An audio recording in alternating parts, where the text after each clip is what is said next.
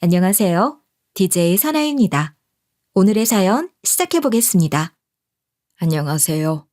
인생이라는 건 살아가다 보면 나름 평탄하게 흘러가서 방심하다가도 어느 순간 날벼락이 떨어지기도 하는 것 같아요. 저는 사랑하는 가족을 잃고 남은 인생을 살아내는 게 너무 고통스러웠답니다. 상실이라는 건 한 번 겪고 나면 일상이 뿌리째로 흔들리더라고요. 솔직히 말하면 그 당시에는 제가 숨을 쉬고 있는지도 의문이 들었어요. 그냥 하루하루 버티는 게 전부였던 거죠. 하지만 인생이라는 건 완전히 무너진 줄 알았던 자리에 아주 작게 다시 무언가 피어나기도 하더라고요. 그래서 저는 이제 인생이라는 놈을 상대하기 두렵지 않네요.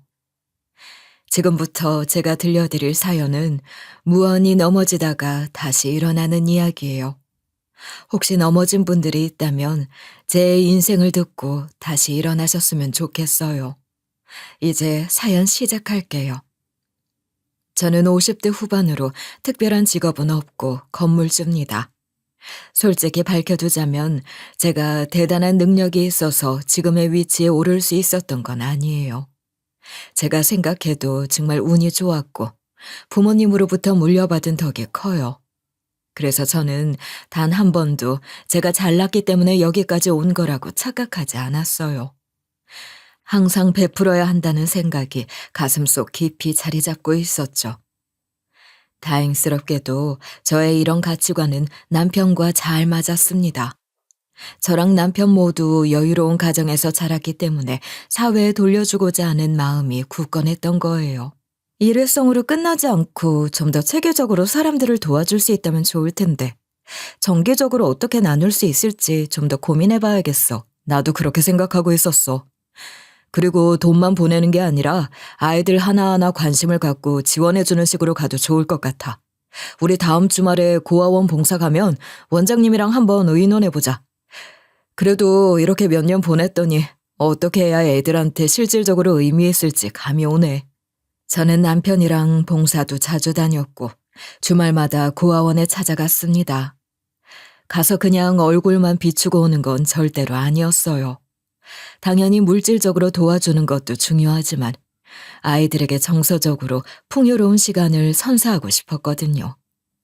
하지만 고아원에 봉사 다녔던 시간이 온전히 저만 나눔했던 거라고 생각하지는 않아요. 우리 부부 역시 배우는 것들이 많았으니까요. 특히 지금에 와서 어린 시절을 돌이켜보면 하고 싶은 게 있을 때마다 고민하지 않고 하고 싶다고 표현할 수 있었던 게 엄청난 행운이었더라고요. 당시 저랑 남편은 30대였기 때문에 아이들을 예뻐하는 만큼 우리의 자녀도 갖고자 하는 마음이 있었는데요. 아무리 금실이 좋아도 자연 임신은 쉽게 이루어지지 않았어요. 양가 어른들은 재촉하지 않으셨지만 결혼한 지 꽤 됐고 사이도 살가우니 얼마나 목 빠져라 기다리셨겠나요. 저는 부담감 때문에 속이 답답하기도 하고 힘들었습니다. 여보, 내가 정말 많이 고민해봤는데 이대로는 안 되겠어. 가만히 있기에는 양가 어른들께 너무 죄송한 마음이 들어서 악몽까지 꿀 지경이야. 아무래도 병원을 가보는 게 낫겠어. 당신이 정 원한다면 나도 같이 병원에 가겠지만 굳이 부담 가질 필요는 없다고 생각해. 최대한 자연 임신하는 게 좋지 않을까? 우리 부모님도 따로 말씀 없으셨어. 그렇지만 가만히 있기에는 시간만 흐르고 있잖아. 이러다가 나중에 돌이킬 수 없어질지도 몰라. 더 늦기 전에 병원에 가보는 게 좋겠어. 남편은 저를 위로해줬지만 제 마음은 차분해지지 않았습니다. 결국 우리는 손 꼭 잡고 병원으로 향했어요. 요즘은 40대에도 임신하는 여자들이 꽤 있다지만 그때만 해도 30대 중반이면 이미 눈총받을 나이였거든요. 그런데 병원에 가서 검사를 받아봤더니 청천벽력 같은 소식이 떨어졌어요. 바로 제가 불임이라는 결과가 나왔거든요. 저는 아이들을 예뻐하는 편이었기 때문에 하늘이 무너지는 것과 같은 충격을 받았습니다. 특히 남편은 사랑이 많은 사람이었기 때문에 좋은 아빠가 될 자질이 충분했어요. 그러니 가슴이 찢어지는 것처럼 미안하더라고요. 그런데 이 와중에도 남편은 절 위로하기 바빴습니다. 당신이 일부러 그런 것도 아닌데 미안하게 생각하지 마. 우리 부부는 그냥 남들과는 다른 길을 가는 거라고 생각하자. 오히려 내 입장에서는 당신의 사랑을 아이와 나눠 가질 뻔했는데 혼자 독식하게 됐으니 좋기도 해. 당신이 얼마나 괜찮은 사람인지 알아서 너무 속상하다. 지금 이 순간마저도 화를 내기는커녕 내 마음부터 걱정해주고 있잖아. 그래서 더 미안해 죽겠어. 남편은 제가 상처받았을까봐 진심으로 걱정하더라고요. 그리고 양가 어른들도 선천적인 문제라고 하니 어쩔 수 없다며 둘이서 인꼬 부부로 살아가는 모습을 보여주면 된다고 격려해 주셨어요. 하지만 저는 스스로가 자꾸 작아지는 기분이 들었습니다. 아무래도 죄송한 마음이 여러모로 커서 많이 우울해졌던 것 같아요. 그래서 남편은 제 곁을 지키며 정성껏 보살펴줬죠. 하지만 그럴수록 저는 남편에게 더욱 미안해질 수밖에 없었습니다. 그래서 저는 남편에게 이혼하는 게 어떻겠냐고 권유했어요. 아무래도 남편이 좋은 사람인 만큼 본인이 꿈꿨던 삶을 살 수 있게 놓아줘야 하는 거 아닌가 싶더라고요. 우리 이혼하는 거 어때? 당신은 날 떠나서도 충분히 좋은 여자를 만날 수 있을 거야. 괜히 내 옆에서 시간 낭비할까봐 걱정스러워. 날 떠난다고 해도 절대로 당신을 원망하지 않을 테니 마음 가는 대로 선택해. 그게 무슨 말이야. 내가 당신의 마음이 회복할 수 있도록 기다려주고 있는 거 안 느껴져? 왜 겨우 이런 이유로 우리가 헤어져야 해. 그건 날 위한 게 아니야. 난 당신을 사랑해서 결혼한 거라고. 애 낳자고 당신을 사랑한 게 아니야. 남편이 그토록 정색하는 얼굴은 처음 봤습니다. 결국 남편이 극구 반대했기 때문에 이혼 소리는 쏙 들어갈 수밖에 없었어요. 하지만 저는 울적한 기색을 숨기지 못했죠. 그랬더니 남편이 곰곰이 생각하다가 한 가지 제안을 하더라고요. 꼭 배 아파 낳아야지만 자식인가? 우리가 봉사 다니는 고아원에서 인연을 만들어 보면 어때? 우리가 든든한 울타리가 되어주자. 남편의 아이디어는 절 다시 일으켜 세우는 것 같았습니다. 그렇게 저랑 남편은 고아원에서 항상 고슴도치 같아 마음 쓰였던 아이의 부모가 되어줬어요. 유치원 다닐 즈음 되는 여자아이였는데요. 항상 어른 같은 표정으로 구석에 앉아있더라고요. 우리가 아이를 데려오면서 목표로 한 건 또래 아이처럼 지내기를 바라는 거였어요. 하지만 상처가 많았는지 우리한테 쉽게 마음을 열지 않더라고요. 그래도 저랑 남편은 10달 배 아프지 않은 대신 겪는 거라고 생각하며 견뎠어요. 어차피 쉬운 마음으로 입양을 결정한 것도 아니었으니까요. 저도 아이를 위해 정말 많이 노력했지만 남편이야말로 정말 제 예상처럼 좋은 아빠였습니다. 아이를 위해 최선을 다하더라고요. 그렇게 아이는 우리 부부의 품에 오고 나서 초등학교에 입학했는데요. 우리한테 너무나 깍듯하더군요. 아직 어린 나이인데 눈치를 많이 보길래 마음 아팠어요. 하지만 시간이 지나가면서 남편이 장난도 치고 일부러 실수하는 모습을 보여주니까 점차 마음이 열려갔습니다. 남편 앞에서는 슬며시 어리광도 부리고 애교도 피우는데 얼마나 예뻐 보였는지 몰라요. 아직 저한테는 그 정도까지 편해지지 않았지만 아이가 우리 집을 정말 집으로 여긴다는 게 소중했어요.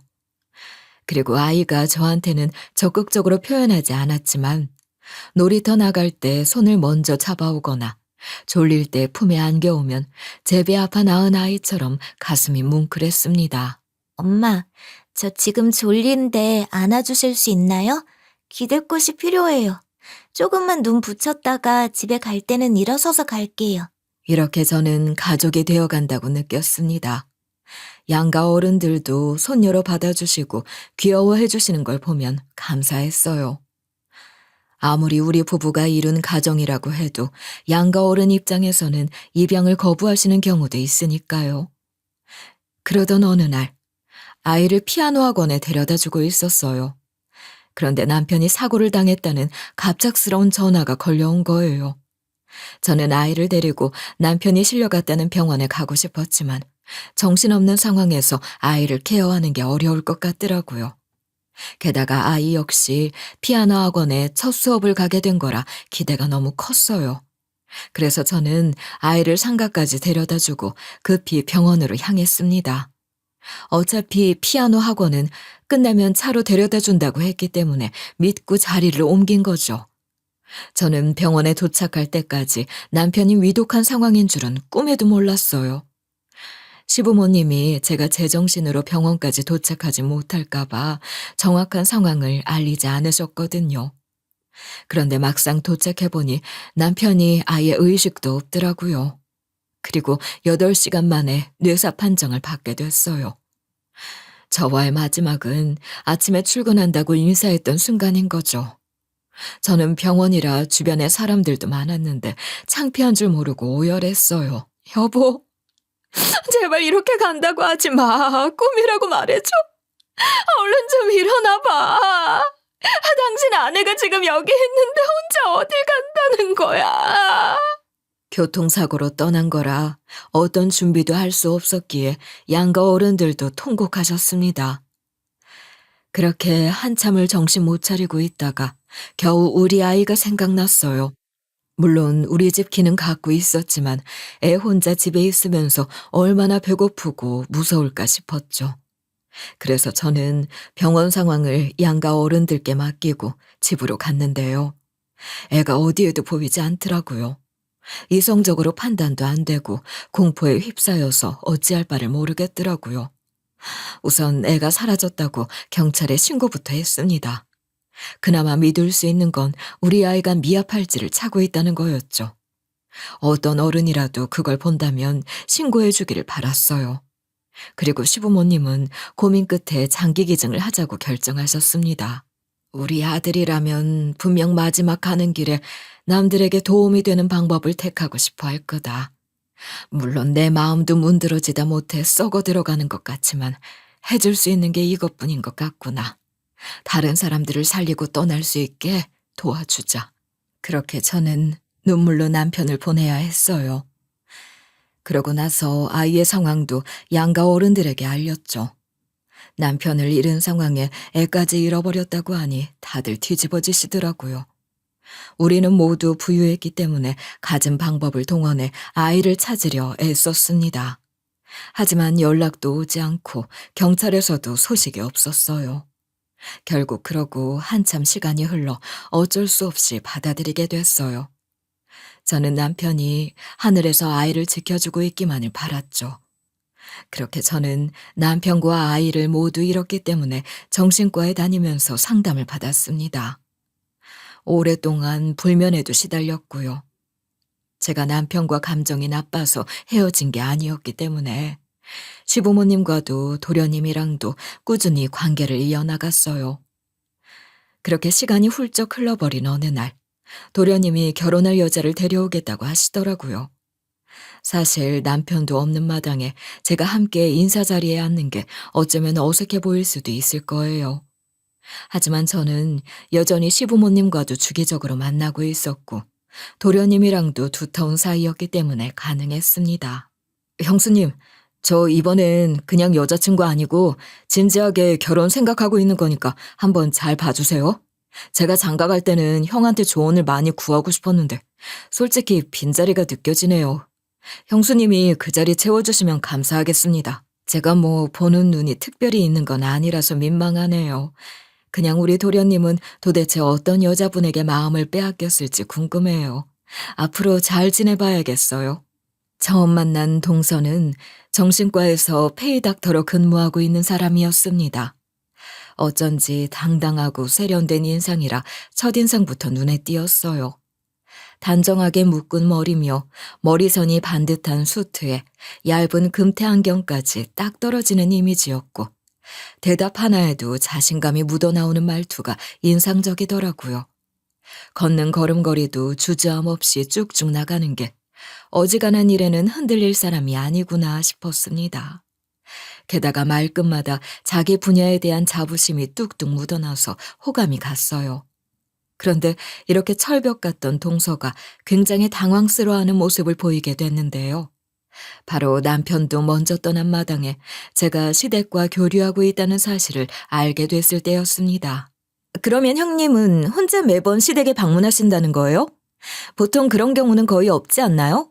상상도 못했던 상황이라 조금 놀랍네요. 형님이 정이 많으신 분인가 봐요. 우리 시부모님이 진짜 좋은 분들이시거든요. 동서가 충분히 놀랄 수 있다고 생각해요. 하지만 결혼해서 가족들이랑 지내보면 제가 왜 여전히 시부모님을 존경하는지 느낄 수 있을 거예요. 저는 동서의 반응을 이해할 수 있었습니다. 남편이 살아있는 상황에서도 시댁과 왕래하는 걸 싫어하는 며느리들이 훨씬 많으니까요. 그래도 동서가 싹싹해 보이고 친화력이 좋아 보여서 저는 우리 집안에 좋은 사람이 들어오게 됐다고 느꼈어요. 그런데 시부모님이 후식을 준비하러 자리를 비우시고 도련님이 잠깐 흡연하러 바깥에 나간 사이에 분위기가 달라지고 말았습니다. 형님, 저한테만 솔직히 말씀해 보세요. 뭔가 이유가 있으니까 시댁에 아직 찾아오시는 거 아닌가요? 저는 우리 병원의 고부 갈등 때문에 고통을 호소하러 오시는 분들 진짜 많이 봤어요. 뭔가 이유가 없으면 교류하실 이유가 없죠. 콩고물을 기대하시는 건가요? 동서는 제가 그댁 재산을 노리고 아직도 붙어 있는 것처럼 생각하더라고요. 저는 당연히 아니라고 해명해 줬습니다. 저야 그렇다 쳐도 우리 시부모님이 엉뚱한 오해를 사시는 게 싫었으니까요. 절대로 그럴 의도 없어요. 어머님이랑 아버님 모두 절 원래 예뻐해 주시는 분들이셨거든요. 남편에 대한 그리움을 풀 곳이 없어서 여기서나마 가끔 해소하고 있어요. 제가 차분하게 설명하는데도 여전히 동서는 별로 제 말을 믿지 않는 눈치였습니다. 그런데 시부모님 입장에서는 제가 비교적 젊은 나이에 과부가 되고 시간이 흘렀음에도 여전히 혼자 살고 있으니 당연히 마음이 쓰일 수밖에 없잖아요. 그래서 절 살뜰하게 챙겨주셨거든요. 시어머니가 준비해 주신 후식은 평소처럼 절 위해 직접 빚은 떡을 내주신 거였고요. 예전부터 제가 더위에 약한 걸 알아서 시원한 수박까지 정성스레 썰어 접시에 담아주셨어요. 그리고 시아버지는 뒷마당에서 손수 키우는 가지랑 깻잎으로 장아찌를 담그셨다면서 가져가라며 따로 싸놓으셨더라고요. 그리고 제가 에어컨 바람에는 약한 걸 알아서 얇은 가디건까지 꺼내주셨습니다. 그러다 보니 동서의 눈빛이 마냥 곱지는 않았어요. 그러더니 시부모님의 환심을 사기 위해 노력하더라고요. 제가 결혼하고 나면 이제 진짜 가족이 된 거니까 어머님이랑 아버님 건강검진 패키지 선물해 드릴게요. 병원도 무조건 좋은 곳으로 예약 잡아드릴 거고요. 무슨 일 생기기라도 하면 바로 신뢰할 수 있는 동료 의사에게 진료받으실 수 있도록 연결해 드릴 거예요. 이제는 의사 며느리한테 의지하시면 돼요. 어머님과 아버님도 연세가 드셨는데 무슨 고열 빨아먹듯이 가는 건 좀 아니잖아요. 아니, 그게 무슨 소리냐? 그냥 서로 여유가 되면 도와가며 지내는 거지 무슨 고혈? 그래도 우리를 벌써 걱정해줘서 고맙구나. 시부모님은 그냥 무슨 말을 하냐는 듯이 넘어가셨습니다. 하지만 저는 단박에 그 말이 정확히 누구를 겨냥해서 쏘아붙인 건지 뻔히 알겠더라고요. 그렇게 자리는 어영부영 마무리됐어요.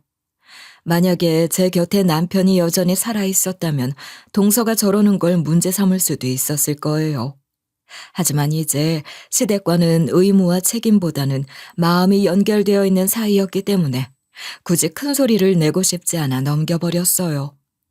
물론 제가 도련님이랑도 사이가 좋지만 당장 찾아뵙는 건 시부모님이니 동서가 저러는 꼴을 그다지 많이 보지 않아도 될 것 같았거든요. 그런데 동서는 여전히 저한테 앙심을 품고 있었나 봐요. 얼마 지나지 않아서 갑작스럽게 도련님의 전화를 받았거든요. 형수님, 제 예비 신부가 크게 잘못을 했더라고요. 딱히 말씀이 없으셔서 이런 일이 있는 줄은 꿈에도 몰랐네요. 우선 제가 따끔하게 혼쭐을 내주긴 했어요. 그래도 진심으로 사과드릴게요. 형수님은 우리 형이 세상을 떠나고 나서도 여전히 우리 가족인데 괜한 소리를 들으셨네요. 아무래도 동서가 도련님에게 제 흉을 본 것 같더라고요. 하지만 도련님은 제가 괜히 몇 푼 받자고 들러붙을 이유가 없다는 걸 아시니 언성을 높이신 거죠. 아무래도 저는 굳이 어디 가서 건물주라는 사실을 스스로 밝히는 편이 아니기에 말하지 않았던 건데요. 도련님이 저를 대신해서 동서에게 오해를 푸셨더라고요. 그런데 형님이라는 분은 왜 자꾸 시부모님 보러 오시는 거래? 우리가 미리 선을 단단히 그어둬야 하는 거 아니야? 괜히 나중에 가서 뭐라도 뽑아달라고 하면 어떡해. 겉으로는 온화해 보이지만 속이 어떨지는 아무도 모르는 법이잖아. 당신 왜 그렇게 마음대로 생각해? 우리 형수님한테는 절대로 악의적으로 해석하지 마. 형수님도 친정에 부유하신 데다가 자기 건물도 몇 개 있으신데 왜 굳이 우리 집에서 뭘 뽑아가겠어? 형수님은 단 한순간도 거머리처럼 붙으신 적 없어. 본인 능력 충분하시다고. 당신이 걱정할 일 없으니까 신경 꺼. 솔직히 이 사실을 알고 속이 상하기보다는 도련님이 적극적으로 제 편을 들어주셨다는 게 기뻤습니다. 팔은 안으로 굽는 법이니까 저보다는 동서의 편을 드는 게 맞을 텐데 도련님은 그러지 않으셨다는 게 고맙더라고요.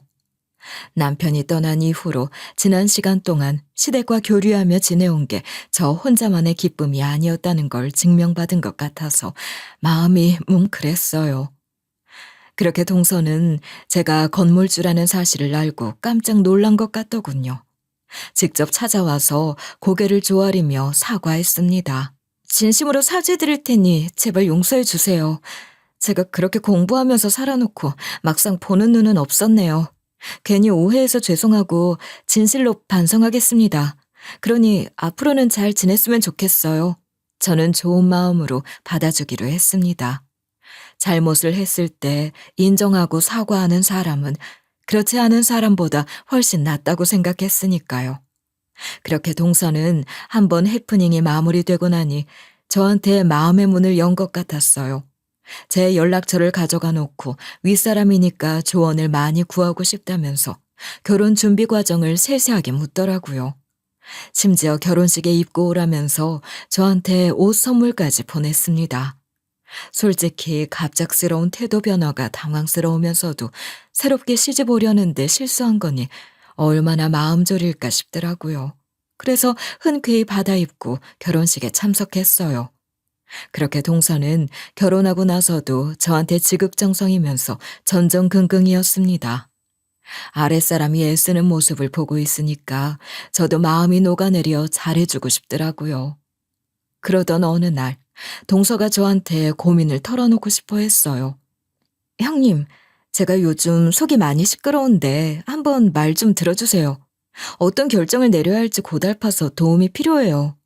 형님은 저보다 인생을 더 사셨으니 현명하게 같이 생각해 주실 수 있을 것 같아요. 혹시 서방님과 관련된 일이 아닐까 싶어 걱정스럽더라고요. 그런데 동서는 페이닥터로 근무하는 병원에서 최근 병원장과 충돌이 잦아 개원하고 싶다는 의지를 드러냈습니다. 하지만 개원이 그냥 어디 가서 땅 판다고 되는 게 아니잖아요. 동서는 요즘 잠도 못 자면서 시름시름 앓고 있다고 했어요. 그렇다고 근무하는 병원에서 퇴사만 해버리기에는 서방님 혼자 벌게 만드는 거니까 미안하다고 했죠. 제가 만약 동서랑 개인적으로 아는 사이였다면 절대로 그런 눈치를 헤아려 주지 않았을 겁니다. 하지만 서방님과 한평생 서로 의지하고 아끼며 살아가기로 맹세한 배우자잖아요. 서방님은 남편이 떠나고 나서 절 잘 챙겨줬기 때문에 도와주기로 결심했어요. 제 명의 건물에 개원할 수 있도록 힘써준 거죠.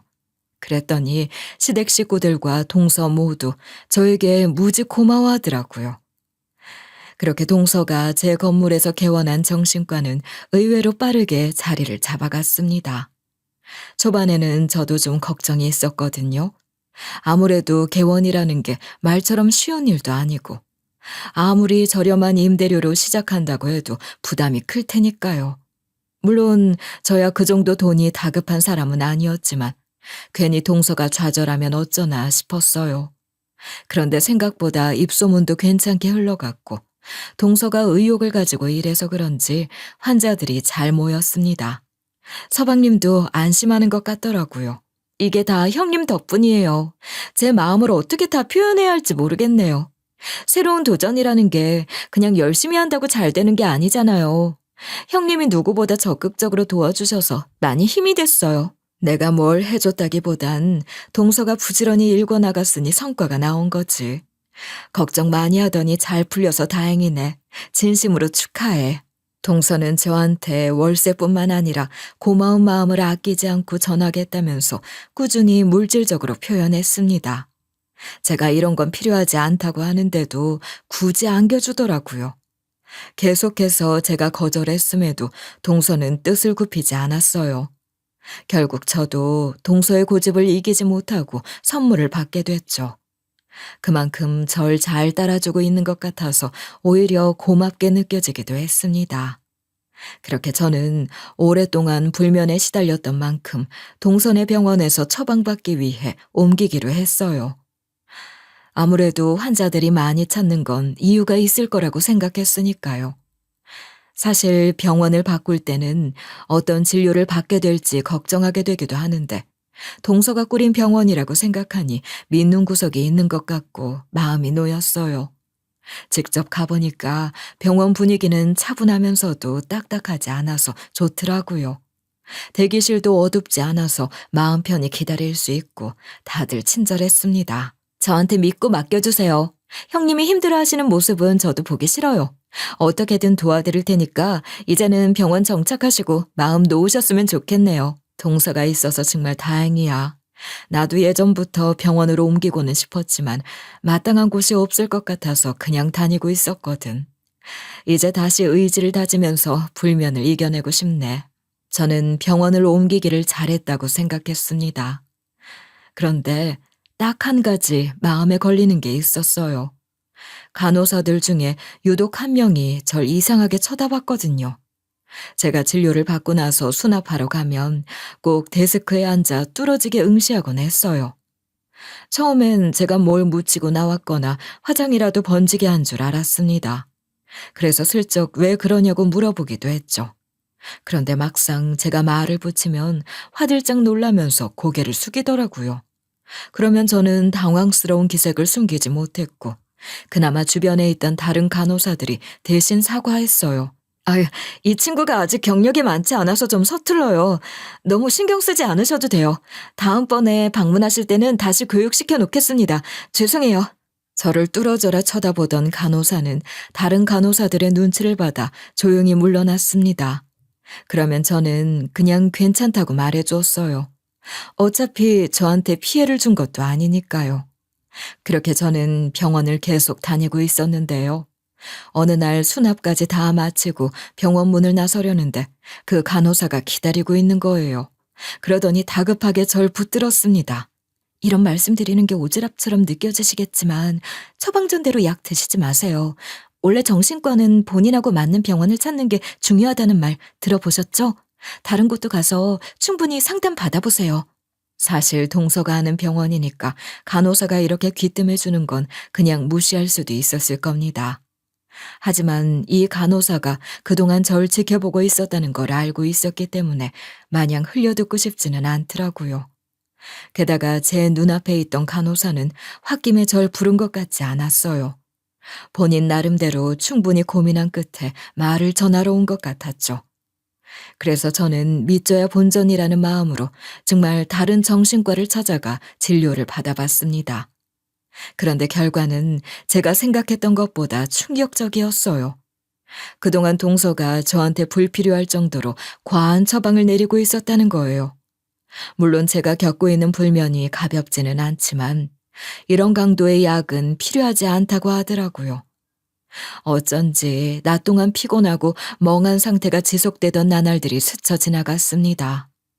저는 그냥 제 몸이 약해서 벌어진 문제인 줄 알고 있었죠. 만약 다른 문제였다면 그냥 넘어가 줬을지도 모르지만 처방 관련된 문제라서 두고 볼 수는 없었어요. 바로 동서에게 전화를 걸어 따져 물었습니다. 동서, 나는 그동안 동서만큼 신뢰할 수 있는 의사가 없다고 생각해서 주는 대로 받아먹었는데 과한 처방이라는 소견을 들었어. 이거 어떻게 된 거야? 내가 동서 얼마나 의지하고 있는지 알잖아. 네? 아니, 왜 다른 병원에 가셨어요? 그게 뭐 어떻게 보면 과하게 느껴질 수도 있지만, 그러니까 제가 우선 진료가 밀려 있어서 많이 바빠요. 나중에 전화 드릴게요. 동서는 당황한 기색을 숨기지 못하면서도 바쁘다는 핑계로 냅다 전화를 끊어버렸습니다.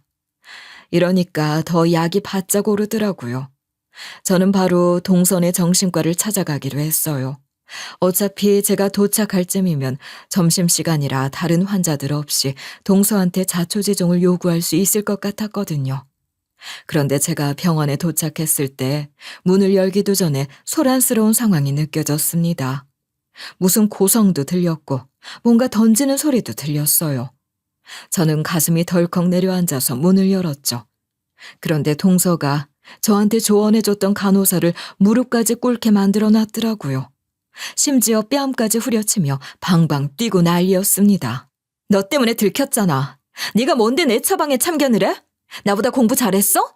네가 무슨 자격으로 환자한테 그런 말을 하냔 말이야. 나 망해버리라고 작정한 거야? 어쩐지 제 이야기를 하는 것 같아서 모른 척할 수 없었습니다. 바로 저는 다가가서 이 상황을 제지했어요. 동서, 방금 그 말은 뭐야? 들켰다는 말은 고의로 그런 처방을 내렸다는 의미잖아. 나한테는 제대로 된 해명도 하지 않고 간호사만 잡돌이하는 게 맞아? 제가 정색하고 따져 물으니까 동서는 물을 끼얹은 것처럼 당황했습니다. 그래서 저는 간호사를 일으켜 세우고 부축해서 나왔어요. 그런데 간호사는 서럽게 울면서도 저한테 사과하더라고요. 제가 괜히 말실수를 해서 사이 좋은 형님 동서 사이에 분란을 일으킨 것 같아요. 죄송합니다. 저 때문에 어떡해요. 간호사는 자책하면서 눈물이 멈추지 않았습니다. 하지만 저는 그 말에 집중할 수 없었어요. 왜냐하면 간호사 손목에 걸려있는 미아팔찌가 심상치 않았거든요. 무슨 영화 속 장면처럼 슬로우 모션이라도 걸린 듯이 눈에 들어왔는데요. 미아팔찌에는 제 남편의 휴대폰 번호가 적혀 있었어요. 순간적으로 심장이 덜컥 내려앉는 것만 같은 기분을 느꼈습니다. 그래서 전 당장 이 미아팔찌가 어디서 난 건지 물어봤어요. 감정에 휘둘리면 중요한 걸 놓칠 수 있다는 걸 알기 때문에 최대한 침착하게 상황을 파악하고 싶었지만 저도 모르게 흐느끼게 되더라고요. 이 미아팔찌 도대체 어디서 난 거예요? 이거 주인 어디 있는지 알아요? 꼭 좀 알려줘요. 저한테 너무 귀중한 거라서 그래요. 이 세상에 딱 하나밖에 없는 거잖아요. 이건 원래부터 제 물건은 아니었고 친구가 남겨준 거예요. 저한테는 목숨과도 같은 친구였죠. 그 친구가 항상 봄을 1호로 생각하던 거라 저도 매일같이 끼고 다니고 있어요. 간호사는 당황하면서도 제 질문에 대답해줬습니다. 그리고 눈물을 애써 삼키려고 노력하더라고요. 그렇게 간호사를 통해서 저는 이 미아팔찌가 어떻게 여기 있는지 알게 됐어요. 알고 보니 제 눈앞에 있는 간호사는 제 딸과 함께 지내던 가출팸 중 하나였다고 하더라고요. 말은 가출팸이지만 사실 여러 사정으로 집으로 돌아갈 수 없는 친구들이 모인 거라고 했죠. 다 큰 성인도 집 없이 길거리를 헤매면 고통스러울 텐데 아직 미성년자였던 애들끼리 돌아다녔으니 얼마나 힘들었겠어요. 같이 거리를 떠돌면서 외로워하고 콩 한쪽도 나눠 먹으면서 지냈으니 남다르게 돈독할 수밖에 없는 사이라고 했습니다. 우리 나중에 어른이 되면 그래도 직업이 있어야 할 텐데 일자리를 찾을 수 있을까? 난 그 생각만 하면 아침이 안 왔으면 좋겠고 무서워. 그냥 이대로 눈 감고 인생이 끝나버리기를 바라. 무슨 그런 말을 해. 그래도 난 미래가 기대되던데? 물론 그때까지도 뾰족한 수가 나지 않았을지도 모르지만 인생이 아예 구린 건 아닌 것 같아. 난 어떤 일이 벌어져 있을지 벌써 궁금해. 제 딸과 간호사는 서로 의지하면서 커나갔다고 했습니다. 그런데 하필 제 딸이 어린 나이에 췌장암에 걸리고 만 거예요. 그리고 제 딸을 위해 이 간호사가 모든 병수발을 자처했다고 하더라고요. 간호사가 조심스럽게 본인 휴대폰 배경화면을 보여줬는데요. 그나마 제 딸이 기력이 남아있을 때 같이 찍은 셀카더군요. 야윈 얼굴로 애써 웃고 있는 모습을 보니 가슴이 찢겨져 나가는 것 같았어요. 심지어 간호사는 휴대폰 메모장에 제 딸 병색이 어떤지 일지까지 상세하게 기록해뒀더라고요. 제 딸이 저 없는 곳에서 고생하며 먼저 떠난 건 억장이 무너져 내리는 기분이 들었지만 그나마 곁에서 돌봐주는 친구가 있었다고 하니 다행스럽기도 했습니다. 이 간호사는 사실 고졸이었다가 학원을 다녀 자격증을 따낸 간호조무사라고 했는데요. 간호조무사라는 꿈을 꾸게 된 계기가 바로 제 딸을 병수발했던 일이라고 하더라고요. 그리고 제 딸은 죽기 전에 간호조무사에게 미아팔찌를 주고 떠났다고 했죠. 죽기 전에 한 번은 우리 엄마랑 아빠 다시 볼 수 있을 줄 알았는데 이렇게 가는 거 너무 억울하다. 그래도 네가 있어서 다행이야. 그동안 힘들었을 텐데 내 옆에 있어줘서 고마워. 이제는 내가 너 지켜줄게. 그런 말 하지 마. 꼭 마지막인 것 같잖아. 아직 우리 젊으니까 다시 일어날 수 있을 거야. 제발 포기하지 마. 너 없으면 난 혼자 어떡하라고. 너무 겁먹지 않아도 돼. 넌 잘 해낼 수 있을 거야. 내가 골골거리는 동안 옆에서 지켜주는 거 보고 많이 느꼈어. 그동안 나한테 의지 많이 했겠지만 네가 나보다 훨씬 멋진 사람이야. 저는 딸이 너무 가여워서 가슴을 치며 오열했습니다. 그러자 간호조무사는 우리 딸이 왜 사라졌던 건지도 이야기를 들려주더라고요. 그 당시에 제 딸은 엄마에게 데려다 주겠다는 말을 듣고 낯선 사람을 따라갔다고 하더군요. 그런데 하필 그 사람이 앵벌이하는 놈이었던 거예요. 제 딸은 온갖 고생을 하며 구걸하다가 겨우 도망쳤다는데요. 이미 시간이 어느 정도 흐른 시점이라 남편의 휴대전화 번호를 시부모님이 만료시켜버린 겁니다. 결국 제 딸은 고아원에 가지 못하고 그냥 비슷한 처지의 친구들과 길바닥에서 어울리며 살게 된 거죠. 분명 우리 부부를 그리워하겠지만 찾을 방법이 없다고 생각해서 포기한 거예요. 우리 엄마랑 아빠는 날 입양하시기 전에도 고아원에 꾸준히 봉사를 다니셨어. 내가 느낄 수 있을 정도로 마음씨 따뜻한 분들이니까 아마 나 대신 새로운 아이를 입양하셨을 거야. 어쩌면 내가 돌아가지 않는 게 평화로울지도 몰라. 제 딸은 고등학교를 겨우 졸업하고 아르바이트를 전전하며 살았다고 했습니다. 공장에서 일용직으로 물류박스를 나르기도 했고 간판 철거 같은 위험한 일도 가리지 않았다고 하더라고요. 사실 제 딸이 가리지 않겠다는 의지가 있었다기보단 가릴 수 없는 처지였을 거라고 생각해요. 심지어 겨울에는 난방도 되지 않는 공사장 식당에서 설거지하며 손이 갈라질 정도로 고생했다고 합니다. 하지만 이렇게 열심히 살아도 아르바이트로 생활을 감당하기에는 부족했겠죠. 돈이 넉넉하지 않으니 아무거나 주워 먹고 살 수밖에 없었을 거고요. 물론 저도 지난 세월 동안 마음고생하며 살기는 했지만 육체적인 고생은 해본 적 없잖아요. 하필 제 딸이 이런 고생을 하며 살았다고 생각하니 눈물밖에 안 나오더라고요. 그렇게 간호조무사는 조심스럽게 제 남편의 행방을 물어봤어요. 혹시 남편분은 어떻게 지내시나요? 그 친구가 사경을 헤매는 동안에도 아빠를 많이 찾았거든요. 그래서 저도 항상 궁금했어요. 세상에서 제일 대답하기 어려운 질문이었습니다. 이미 한참 전에 제 딸보다 먼저 떠난 남편이니까요. 사실 그때 우리 딸을 피아노 학원으로 데리러 가지 못했던 이유가 남편이 사고당했기 때문이었어요. 그 사고 때문에 우리 남편은 훨씬 먼저 눈을 감았죠. 간호조무사는 제 말이 끝나기가 무섭게 본인 일인 것처럼 서럽게 울었습니다. 딸은 눈 감기 전까지도 본인이 그날 앵벌이를 따라가는 바람에 집을 나오게 된 건데 엄마랑 아빠가 못해줘서 가출했다고 자책할까봐 걱정했대요. 그렇게 저는 비록 딸을 영원히 만날 수 없게 됐지만 딸이 자매처럼 지냈던 친구를 찾은 거예요. 그동안 딸을 그리워했던 만큼 딸 친구에게 대신 행복을 전해주겠다고 약속했습니다. 사실 딸의 인생이 어땠을지를 가늠하면 미안해서 몸서리가 쳐질 정도였는데 간호조무사는 의젓하게 위로해 주더라고요. 일부러 버리신 거 아니잖아요. 그 친구도 다 알고 있었어요. 괜히 마음 아파하시면 하늘에서 같이 속상해할지도 몰라요. 속 깊은 위로를 받으니까 마음에 결심이 서는 것 같았습니다. 그래서 저는 시댁에 가서 드릴 말씀이 있다며 서방님과 동서까지 모두 소환했어요. 시부모님과 서방님은 이게 무슨 상황인지 의아해하는 눈치였고 동서만이 제 앞에서 보인 만행이 있기에 두려워하더라고요. 하지만 전 동서가 사시나무 떨듯이 겁에 질려 있어도 아랑곳하지 않았어요. 그저 태연하게 간호조무사와의 관계를 모두 밝혔죠. 그래도 살아가다 보면 한 번쯤은 만날 줄 알았는데 한참 어린애가 우리 같은 늙은이보다 먼저 떠나갔다니 마음 아프구나. 항상 만나면 재롱 부리지 않아도 말 잘 들어서 귀여웠는데. 그러게요.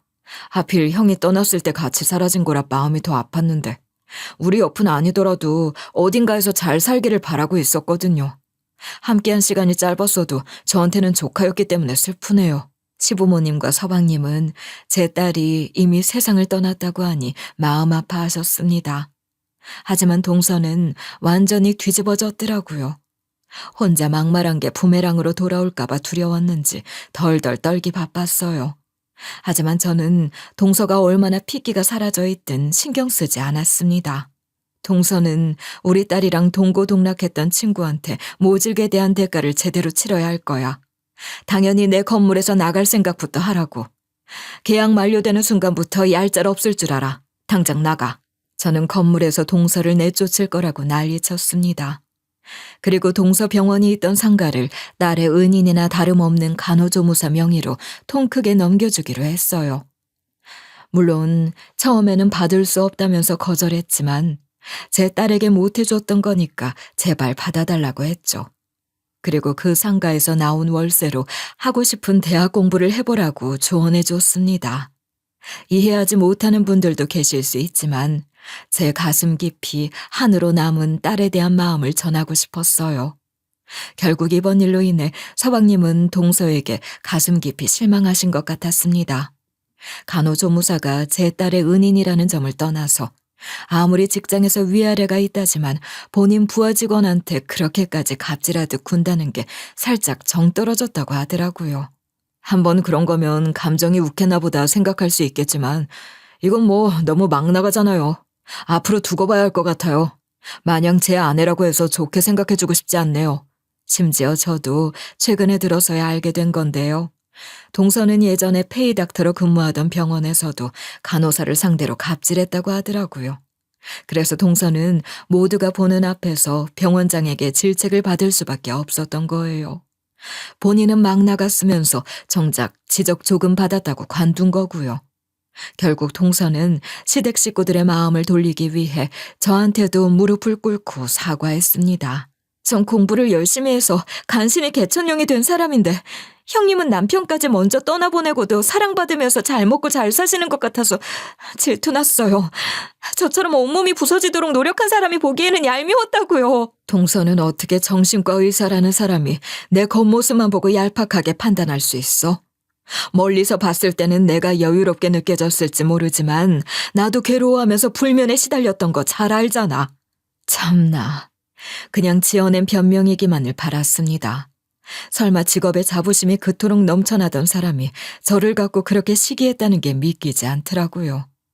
그래놓고 동서는 아직 계약 기간이 남아있으니 그 사이에 간호조무사의 마음을 돌려보려고 안간힘을 쓰고 있는 것 같아요. 제가 이미 간호조무사에게 상가 명의를 넘겨줬거든요. 거들떠도 보지 않던 상가 이웃들한테 말 좀 잘해달라면서 점수 딴답시고 매일 꽃을 선물한대요. 그분들이 이런 거 안 줘도 된다고 필요 없다고 만류하는데도 강제로 주고 간다고 했죠. 오죽하면 간호조무사한테 연락 와서 제발 이 인간 좀 말려달라고 하더라니까요. 게다가 본인 병원 앞뿐만 아니라 모든 층의 복도까지 빗자루 들고 돌아다닌다고 했습니다. 건물주님, 제가 이렇게 상가 관리를 열심히 돕고 있어요. 안 그래도 공부하느라 바쁘실 텐데 괜히 다른 걸로 신경 쓰시면 안 되잖아요. 모든 말씀만 하시면 제가 움직일 테니 부탁만 하세요. 간호조무사는 그런 동서를 부담스러워하면서도 내심 통쾌해하는 눈치였어요. 그도 그럴 게 원래부터 동서가 병원 간호사들한테 막말도 서슴지 않았다고 해요. 다들 일하러 왔을 뿐인데 매번 눈치 보느라 진땀 흘려야 했던 거죠. 결국 동선의 병원에서 같이 일하던 간호사들 몇 분도 저한테 따로 연락이 와서 고맙다는 마음을 전했습니다. 하도 성질이 남달라서 그냥 참는 방법밖에 없었는데 이렇게 절절 기는 모습을 보니까 너무 속이 시원하네요. 저도 악몽 같았던 기억은 있고 새로운 병원에서 잘 지내보려고 해요. 정말 감사드려요. 솔직히 조금은 민망했지만 이걸로 다들 속이 풀렸다면 다행이라고 생각했어요. 그리고 시부모님이랑도 여전히 돈독하게 지내고 있습니다. 아무래도 동서일 때문에 마음이 싱숭생숭 하셨을 것 같아서 제가 신경을 많이 쓰고 있거든요. 특히 요즘은 일주일에 한두 번씩 꼭 찾아뵙고 같이 식사도 하면서 이런저런 이야기를 나누는데요. 제 표정이 훨씬 밝아졌다면서 눈물을 글썽이시더라고요. 그동안 제가 남편을 잊지 못하고 방황하는 것 같아서 두 분이 많이 걱정하셨나 봐요. 아들이 부재하는 상황에서도 이토록 며느리를 아끼는 시부모님이 이 세상에 또 어디 계실까요? 저 역시 이런 살가운 마음에 보답드리고 싶다는 생각이 많이 듭니다. 비록 우리 큰아들이 부모 먼저 놔두고 가버리는 불효를 저질렀지만 너 하나만은 남겨두고 가서 얼마나 다행인지 모른다. 너는 평생 내가 사랑하는 며느라가라는 거 잊지 마라. 계속 우리를 시부모로 생각해주는 것도 고맙구나. 어머님, 이건 당연한 거예요. 어머님과 아버님이 절 이렇게 아껴주시는데 어떻게 시부모님으로 존경하지 않을 수 있겠어요. 남편을 그리워하는 만큼 저는 계속 어머님과 아버님을 생각할 거예요. 그러니까 앞으로도 건강해주세요. 앞으로도 저는 시부모님을 뵈러 자주 찾아갈 것 같습니다. 그리고 간호조무사랑도 시간을 자주 보내고 있어요. 주말마다 함께 제 딸의 추억들을 찾아다니면서 시간을 보내고 있달까요? 제 딸이 자라면서 어떤 취향들을 가졌는지 전 모르잖아요. 그래서 간호조무사를 통해 제 딸이 좋아했다던 산책로를 소개받았습니다. 그리고 한 달에 한 번씩 꼭 찾아갔다던 분식집도 가봤죠. 제 딸은 해질 무렵 벤치에 앉아있는 걸 좋아했다던데 노을을 보면서 도대체 무슨 생각을 했을지 궁금하더라고요. 사실 간호조무사는 제 딸도 아니고 제 딸의 친구였을 뿐인데 같이 걸으면서 이런저런 이야기를 나누면 마음이 참 편안해지는 걸 느껴요.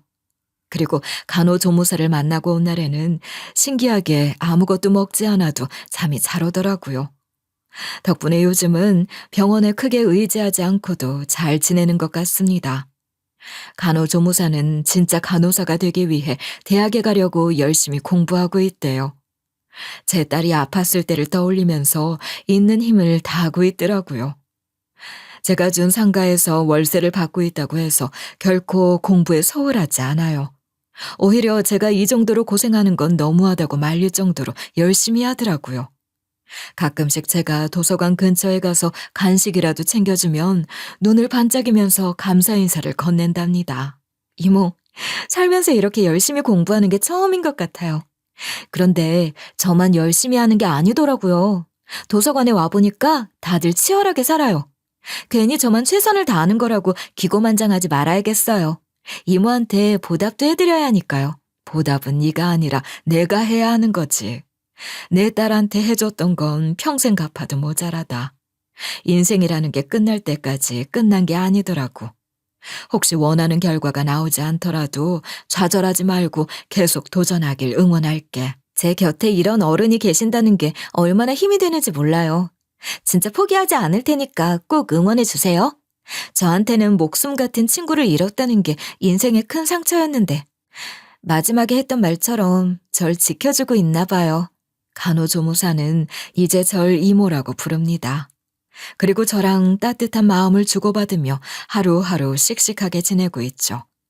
저는 아직도 딸을 떠올리면 가슴이 미어지지만 그 빈자리를 이 아이가 단단하게 채워주고 있다는 생각이 듭니다. 덕분에 전 다시 웃으며 살아가고 있어요. 사연을 들어주신 여러분들에게도 인생은 때로 상처가 남지만 그 결말은 스스로 다시 써내려갈 수 있다는 걸 알려드리고 싶네요. 지금까지 들어주셔서 감사합니다.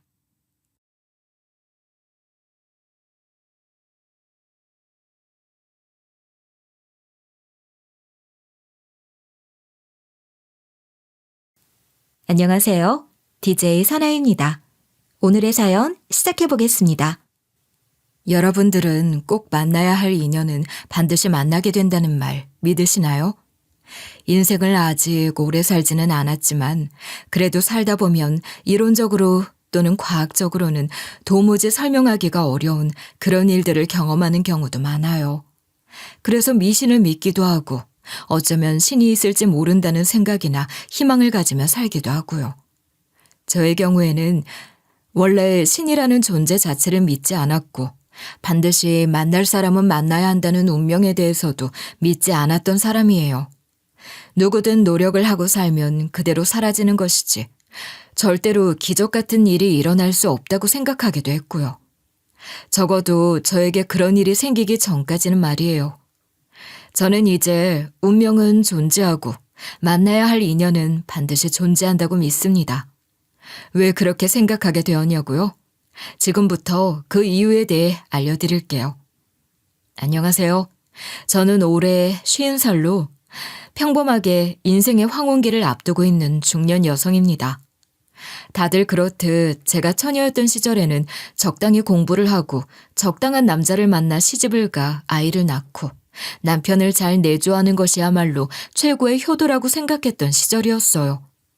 저 역시 남편을 만나 결혼을 했지만 결혼은 그 시절 치고는 좀 늦은 26살에 하게 되었어요. 제가 늦은 나이에 결혼을 하기도 했지만 늦은 나이에 결혼을 하게 된 것에는 나름대로 사연이 있어요. 당시 저는 완벽한 초혼이라고 할 수 없었고 남들에게는 말하지 못할 실패를 경험한 후 다른 사람인 지금의 남자를 만나 결혼을 하게 되었으니까요. 제가 태어났을 때 우리 집은 부유하거나 부잣집은 아니었지만 교육자 아버지 밑에서 내조를 살뜰히 하는 어머니가 계셨어요. 시작부터 교양과 교육이 중요한 집의 딸로 태어나 당연히 조용히 그리고 참하게 지내야 한다는 것을 귀에 딱지가 않도록 듣고 자랐죠. 게다가 교육에 대해서는 누구보다 앞서 있던 부모님 덕분에 저는 초등학교부터 고등학교 교육은 물론이고 대학까지 나온 그 시대의 엘리트 여성이었어요. 그 당시 남녀를 불문하고 대학 입학은 흔한 일이 아니었고 심지어 다른 나라 말인 영어 전공을 한 전 정말 엘리트 대우를 받으면서 지냈기도 하고요. 그렇게 어린 시절부터 워낙 엄격했던 부모님의 영향으로 친구들과 노는 것, 일탈 같은 남들이 사춘기를 겪으며 한 번씩 하는 것들을 한 번도 하지 못하고 크다 보니 늦게 배운 도둑질이 무서운 줄 모르고 고등학교 졸업을 앞둔 시점에 해서는 안 될 길로 빠지게 되었고 결국 그 일은 제 인생을 송두리째 바꿔놓는 계기가 되었죠. 당시 저희 집에서는 상주를 하며 집안일을 다 해주고 청소까지 해주는 부부 도우미가 살았는데 그 도우미 부부에게는 저와 동갑인 남자아이가 있었어요. 제가 학교를 다니면서 공부처럼 보호를 받으며 지낼 동안 그 아이는 부모님을 도와 학교도 가지 않고 장작을 패거나 화장실 청소 등 굳은 일을 도맡아 하곤 했죠. 친구들과 나가서 놀지 못하게 하는 어머니로 인해 저는 어린 시절부터 그 아이와 꽤 친하게 지냈어요. 그리고 처음에는 단순한 친구 감정으로 놀던 우리는 나이를 먹고 점차 남자와 여자가 되면서 서로에 대한 알 수 없는 마음이 생겨버렸고 이런 마음이 있다는 걸 감히 어머니는 상상도 하지 못했기에 제지를 하거나 관리를 하지 않았죠. 나 오늘은 공부가 너무 하기 싫어. 아, 왜 이렇게 할 게 많은 거야? 그래도 넌 똑똑하니까 공부하는 것도 멋있어. 너니까 하는 거지. 너도 공부가 하고 싶어? 그럼 학교 보내달라고 말씀드려. 난 공부하고 싶어도 못해. 학교 보내줄 리도 없고. 그럼 내가 가르쳐 줄까? 너가? 아유, 안 돼. 사모님 아시면 나 진짜 두들겨 맞을걸? 어차피 엄마는 우리한테 관심 없잖아. 몰래 가르쳐 주면 되지? 그럼 맨날 저녁에 여기서 나 공부 가르쳐 줄래? 그래. 난 너밖에 없으니까 내가 너 가르쳐 주고 알려줄게. 그렇게 우리 둘은 부모님은 모르는 밀회를 즐겼고 공부도 가르쳐주고 맛있는 음식도 나눠 먹으면서 서로 가까워졌어요. 그리고 서로가 혼란스러운 감정을 가지고 있던 19살 청춘의 나이에 그 아이와 저는 해서는 안 될 미래를 해버리게 되었어요. 그날 일이 강력하게 기억에 남자 초조하기도 하고 불안하기도 했지만 애써 모른 척하며 시간을 보냈어요. 그런데 문제는 그날이 있고 몇 달이 지나면서 자꾸만 살이 찌는 기분이 들었고 이 모습을 본 어머니는 단번에 제가 임신을 했다는 걸 눈치채셨어요. 미혁이 너 이리 와봐. 솔직히 말해. 너 무슨 일이 있었어? 무슨 일은 무슨 일. 그런 일 없었어요. 귀신을 속여. 엄마 눈에는 다 보여.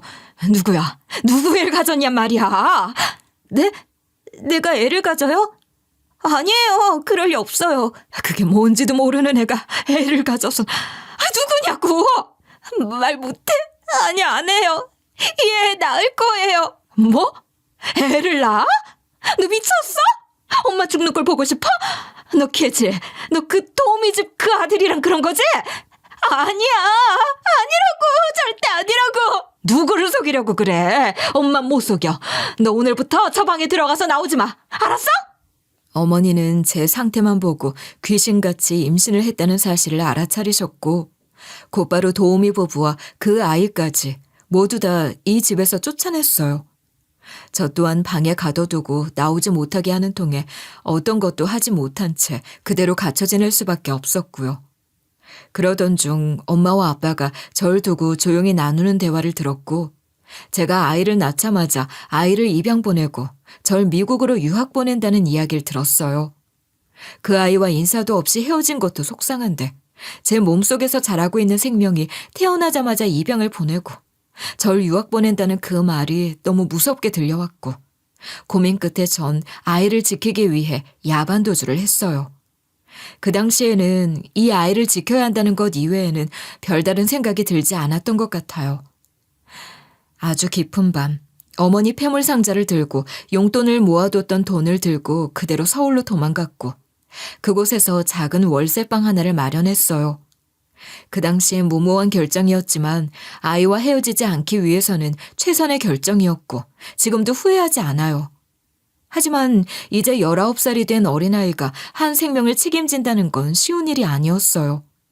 그렇게 집을 뛰쳐나가 저는 서울의 성북구 소재 한 단칸방을 겨우 얻었고 그곳에서 정말 어찌어찌 아이까지 출산을 하게 되었어요. 막상 출산을 하고 보니 모든 것들이 불안하고 무섭더라고요. 그렇게 제 나이 20살, 엄마가 되었고 당장 능력이 없다 보니 집에서 훔친 폐물을 모조리 팔아서 생활을 했지만 이제 막 태어난 아기를 먹이고 입히는 데에는 그 돈으로 역부족이더라고요. 살기 위해서 어떻게 해야 할지 막막해하며 고민을 하던 중 결국 일을 직접 해야겠다고 결정을 했고 옆집에 살고 계신 이모에게 돈을 주고 아이를 맡긴 후 일터로 나섰어요. 이모, 정말 죄송한데 제가 나갔다 올 동안 우리 딸 좀 부탁드려도 될까요? 봐주신 비용은 드릴게요. 여기. 그래, 네 몸 하나로 일을 하기도 힘든데 애까지 딸리니 죽겠지? 내가 봐줄게. 네, 빨리 끝내고 돌아올 테니까 그때까지만 봐주세요.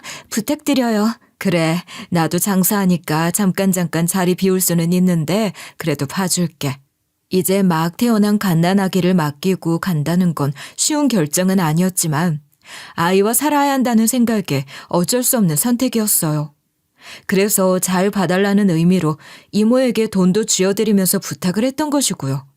그런데 막상 아이를 맡기고 나왔는데 마음이 편하지 않고 자꾸 무슨 일이 생길 것만 같은 불안한 마음이 생기더라고요.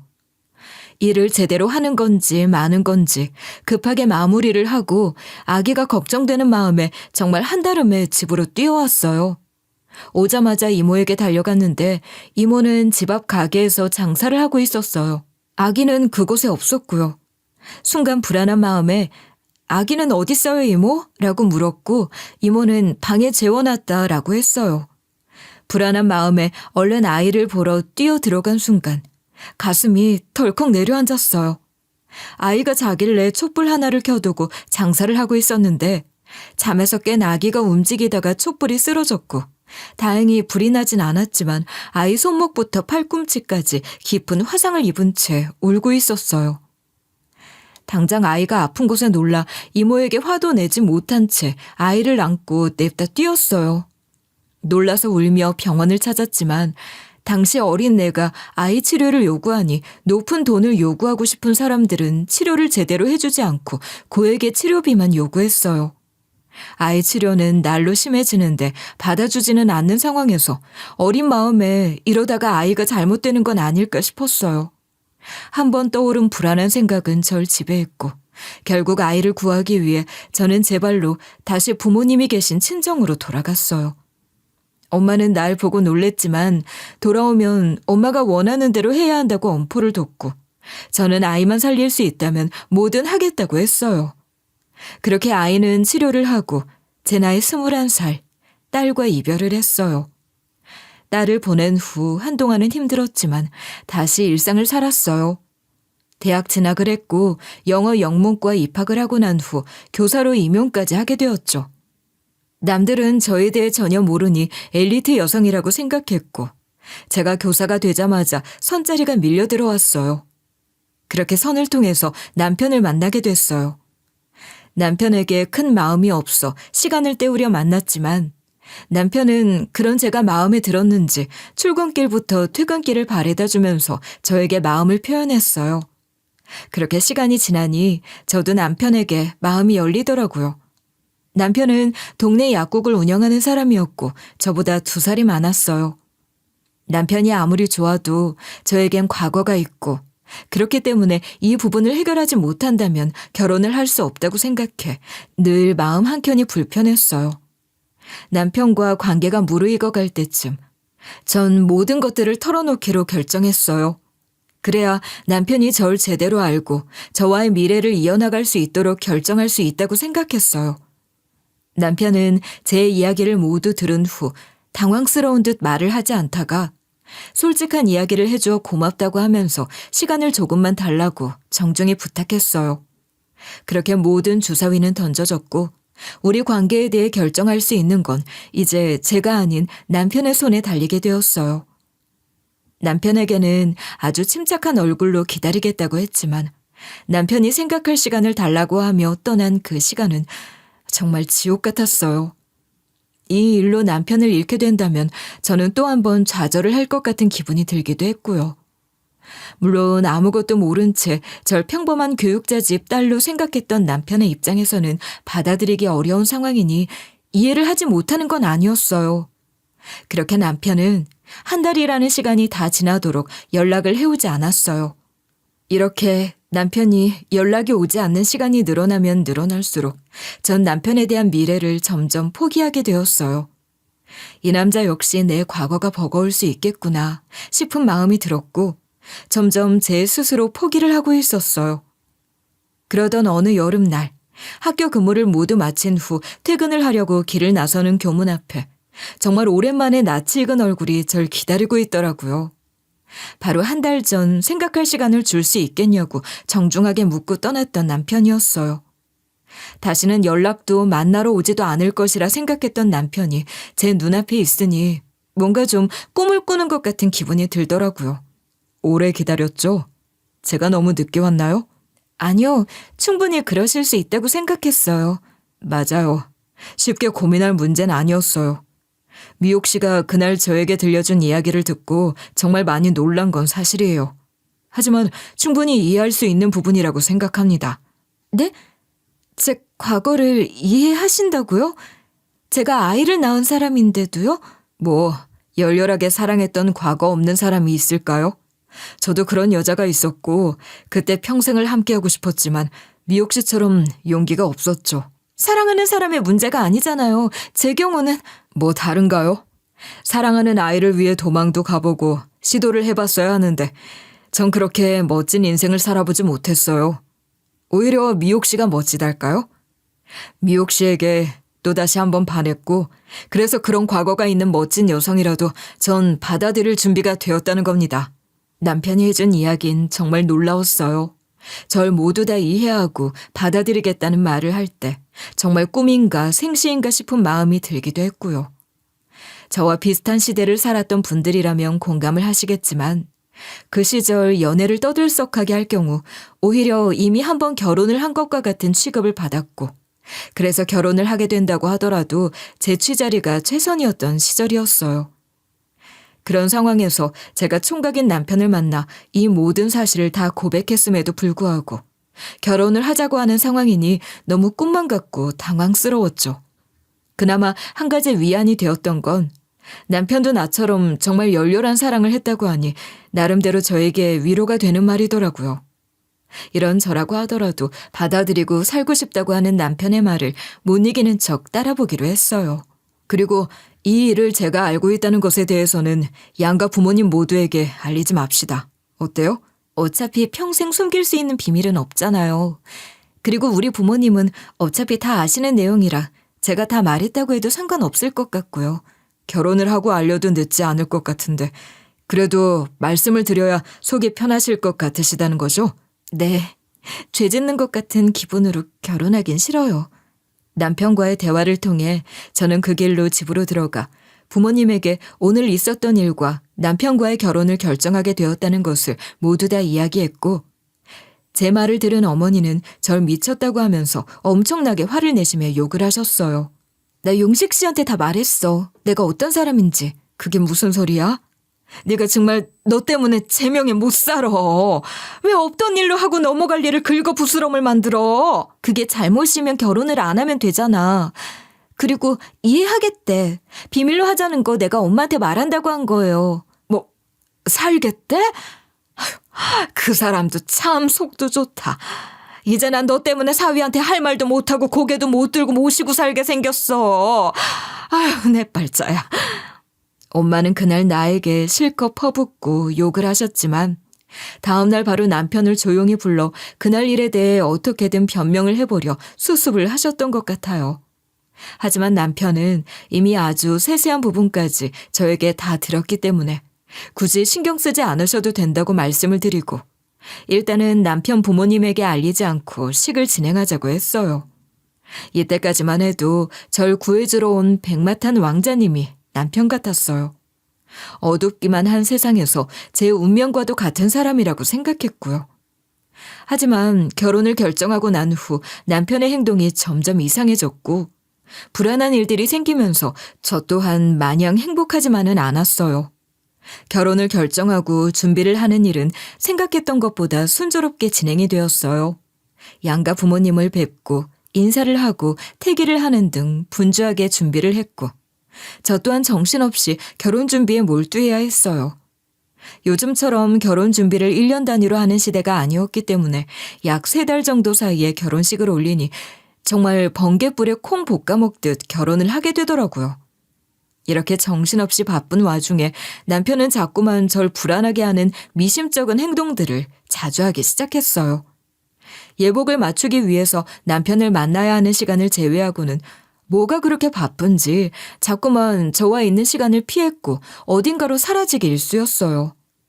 이제 결혼을 할 부부라서 그런 건지 예전처럼 출퇴근을 할 때 맞춰서 절 마중 나오는 일도 없어졌고 무엇보다 남편이 어디서 뭘 하고 있는지 전혀 알 길이 없었어요. 나중에는 내가 정말 결혼을 하게 되는 게 맞나 싶을 정도로 남편 얼굴을 보기 어려워지니 마음이 불안해지고 자꾸만 이상한 생각들이 떠오르더라고요. 왠지 제가 과거가 있다는 걸 밝히고 난 후 결혼을 하니 날 우습게 보고 함부로 하는 건 아닐까 싶은 불안한 마음이 들기도 했어요. 이런 불안한 마음을 남편에게 표현해 보기도 했지만 남편은 별로 대수롭지 않게 여기면서 넘기기 일쑤였고요. 요즘 어디를 그렇게 다녀서 바빠? 약국은 운영 시간이 있는데 그 시간 말고도 얼굴을 보기가 힘들잖아. 요즘 좀 바빠서 그래. 이해해줘요. 혹시 내가 이제 결혼을 하게 되니 과거가 있고 그래서 무시하는 거야? 무슨 그런 말이 있어. 왜 갑자기 무시를 해. 그런 거 아니야. 당신 기분 탓이야. 그런데 왜 이렇게 날 불안하게 하는 거야? 나 좀 신경 쓰여. 확실히 나 말고 다른 곳에 신경을 쓰고 있다는 게 느껴지는데 기분 탓이라니. 벌써부터 바가지 긁으면서 화내려는 건 아니지. 정말 별일 없어. 그렇게 말하면 내가 불편한 마음이 해소되지 않는다는 거 알잖아. 난 별다른 것이 없고 당신과 결혼을 하려고 준비하고 있고 또 일은 바빠. 내가 일을 열심히 해야 우리가 또 잘 먹고 잘 살잖아. 그치? 당신이 이해 좀 해줘라. 이런 시원하지 않은 대화가 오고 간 후 어느 날 바빠서 얼굴도 보지 못한다는 남편을 생각해 먼저 직장을 그만둔 전 도시락을 정성스럽게 싸서 남편 약국으로 찾아가는 일이 있었어요. 식사도 챙기지 못할까 하는 마음으로 나름 준비를 해서 약국 앞에 들어선 순간 남편은 약국 문을 닫아둔 채 그 안에서 누군가와 웃으며 이야기를 하며 식사를 하고 있더라고요. 순간 심장이 덜컥 내려앉으면서 죄를 지은 것도 없는 제가 몸을 숨기면서 그들을 몰래 지켜보고 있게 되더라고요. 자세히 그 여자를 살펴보니 저와 비슷한 또래 또는 저보다 1~2살 정도 많아 보이는 여자였고 둘은 매우 친한지 나란히 앉아 웃고 있더라고요. 그 모습을 보니 저도 모르게 결국 이 남자가 나랑 결혼을 하고 자신이 이루어지지 못한 여성과 미래를 즐기면서 부모님들의 눈길을 피하려고 결혼을 하겠다고 한 것이구나 하는 생각이 불현듯 떠올랐어요. 제 과거를 이용해서 결혼하기 편하도록 만들어둔 후 남편은 그 여자와 평생 연애를 하며 살 작정으로 저와 결혼을 하겠다고 한 것이 틀림없다고 생각을 하게 된 것이죠.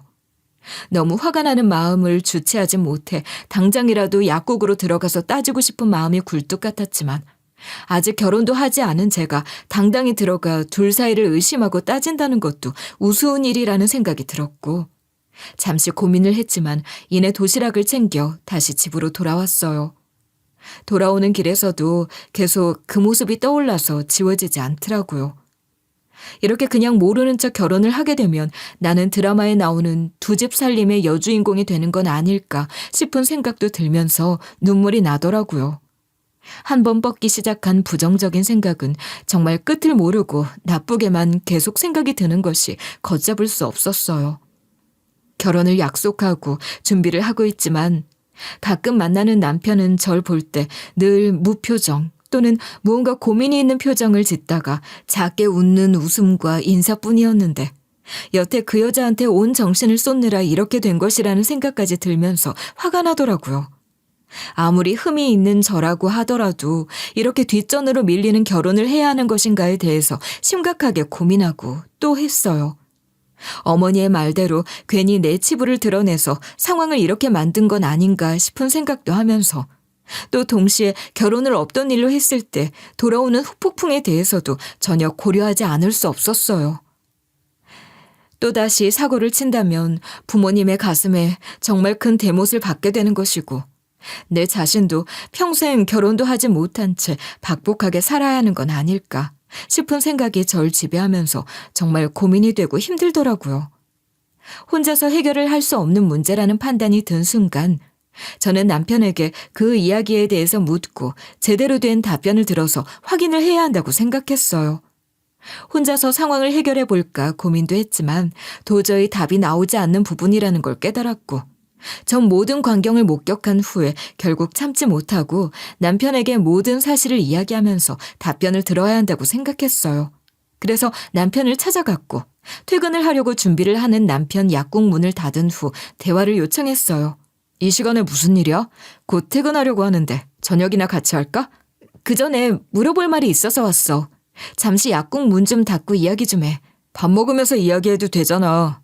무슨 일인데 그래? 또 심각한 거야? 나 오늘 점심에 당신 주려고 도시락 싸서 약국 갔었어. 그리고 당신 어떤 여자랑 있는 거 봤어. 아 그래? 아유, 언제 왔대? 왔으면 문을 열고 부르지 왜 그냥 갔어? 조금 당황스러워 보이는데 내가 보면 안 되는 사람 본 거야? 그 여자랑 나란히 앉아서 웃으면서 점심 먹고 있는 거 봤어. 보통 사이가 아닌 것 같던데. 누구야?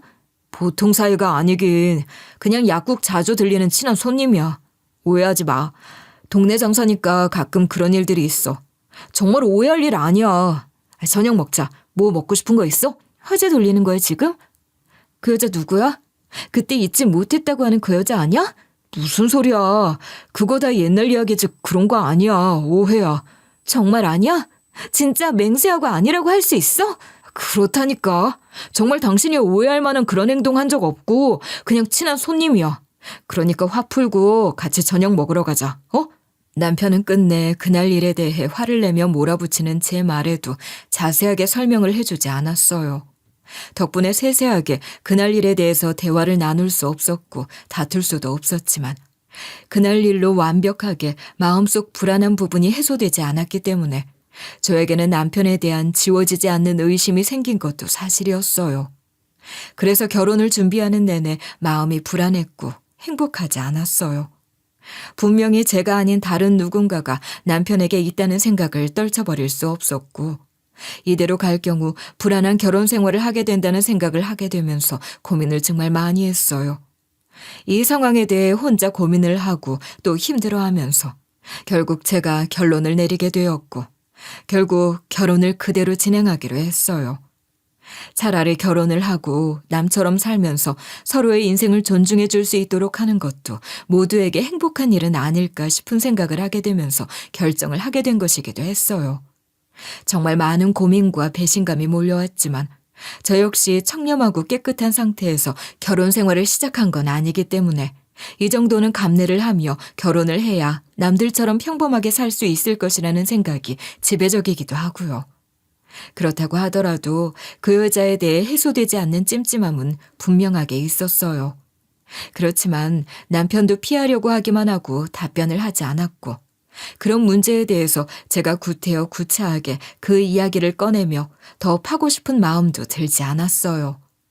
또 한편으로는 결혼 준비를 하며 불안해하는 내가 지고 갈 불안감이나 다양한 문제들에 대해서 모두 다 안심을 시켜주고 자신만 믿고 진행하면 된다고 해주던 사람이었는데, 고작 한순간의 해프닝으로 의심을 하면서 남편을 몰아세운다는 것이 미안하기도 한 복잡한 마음이 들기도 했어요. 제가 마치 아무 문제도 없는 사람인 것처럼 남편을 의심하는 모습 자체를 보면서 제 스스로 제대로 된 주제 파악을 하지 못했구나. 이런 것까지 바라면 욕심이지. 이 정도면 훌륭한 사람인데. 라는 생각을 하는 마음으로 결혼을 진행했고, 결국 우리는 정말 부부가 되었어요. 결혼 후 곧바로 신혼여행을 떠났어요. 마음을 말끔하게 정리를 하고 나니 신혼여행을 온 것만으로도 행복했고, 달콤한 신혼여행을 마치고 돌아온 다음 날 남편과 함께 설레는 마음으로 정식 부부가 되기 위한 혼인신고까지 모두 다 마쳤어요. 정말로 법적인 부부가 되었다는 생각이 들면서 기분이 묘한 상태에서 집으로 돌아오자마자 남편은 저에게 폭탄 선언을 하게 됐고, 저는 그 일로 상당히 충격을 받게 되었어요. 사실 나도 숨겨둔 딸이 있어. 이제 말해서 정말 미안해. 뭐라고? 딸이 있다고?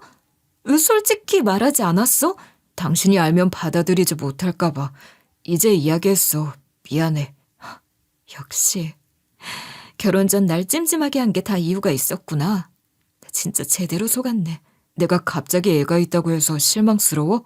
내가 아무리 과거가 있다고 하더라도 난 결혼 전 솔직하게 다 털어놨잖아. 당신은 왜 그러지 않았어? 그 여자 때문에? 그 여자라니? 도대체 누구를 말하는 거야? 난 지금 내 딸에 대해서 이야기하고 있어. 그래, 그 딸. 그 딸이 그날 내가 약국에서 문 닫고 같이 웃으면서 밥 먹던 그 여자 사이의 딸 아니냐고. 그런 거 아니라고 했잖아, 미호가. 그래. 뭐 나도 떳떳할 거 없으니까 결혼하고도 이런 이야기를 해도 문제가 없다고 생각했겠지. 근데 뭐 나보고 지금 그 아이를 같이 키워주기라도 하란 말이야? 같이 내 아이처럼 생각하고 키우고 싶어서 말하는 것이긴 해. 뭐? 미국에 입양 가서 살았는지 죽었는지 모르는 내 딸도 못 키우는데 엄마가 잘 살아있는 딸을 같이 키우자고? 당신 이런 사람이었어? 미호가, 진정 좀 해봐. 진정하고 아이부터 보고 이야기할 순 없을까? 아니, 내가 왜 그 아이를 봐야 돼? 어차피 문제 있는 결혼 그냥 유지를 하려고 했는데 이제는 애까지 키워달라고 하니 어렵게 됐네. 그게 또 무슨 소리야. 진정 좀 하고. 내가 진정하게 생겼어? 엄마가 당신한테 그런 말 하지 말라고 한 이유가 있었어. 내가 어리석었어. 날 무슨 비련의 여주인공으로 만들 셈이야? 남편의 말도 안 되는 딸에 대한 이야기를 듣고 저는 그동안 애써 눌러왔던 감정들이 한순간에 터져 올라오면서 주체할 수 없게 되었어요. 이에 남편의 딸에 대한 존재를 받아들이지 못했고, 내 딸도 아닌 딸아이를 키우면서 살아야 한다는 생각을 하니 내 인생이 너무 서럽고 불쌍하다는 생각을 하게 됐어요. 이에 아무리 생각을 해도 남편과 더는 살 수가 없다고 생각이 들었고, 곧바로 이혼 결심을 했고, 이혼을 위해 법률 상담을 받고자 준비를 하려고 하면서 남편과 냉전을 하며 지내고 있었어요. 그날은 상담을 받으려 길을 나서려는 날이었는데 남편은 집을 나서려는 날 잡아세우며 이야기 좀 하자고 하더라고요.